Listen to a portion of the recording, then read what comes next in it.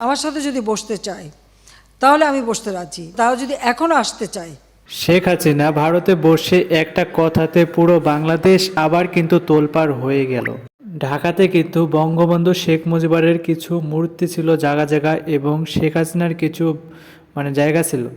অবশেষে কিন্তু তিনি ইন্ডিয়া থেকে যে ভাষণটা দিচ্ছে, এই ভাষণটা দেওয়ার কারণে কিন্তু তার যেগুলো জায়গা ছিল ঢাকাতে বিভিন্ন স্থান এবং তার কিছু কারখানা এবং কিছু কিছু যেগুলো ছিল সব জায়গাতে কিন্তু ছাত্ররা অবশেষে কিন্তু ঘেরাও করে ফেলছে এবং সেগুলো কিন্তু দেখতে পাচ্ছেন আপনারা কিন্তু ভাঙচুর করছে। ছাত্র আন্দোলনের ফেসবুক পেজে সরাসরি তারা লিখে দেয় ইন্ডিয়াতে বসে ভাষণ দিলে হবে, বাংলাদেশে এসে দেখানোর কথা কিন্তু সরাসরি বলা হয়। তো শেখ হাসিনা কি বাংলাদেশ আসতে পারবে? বাংলাদেশের মানুষ কি তাকে অ্যালাউ করবে?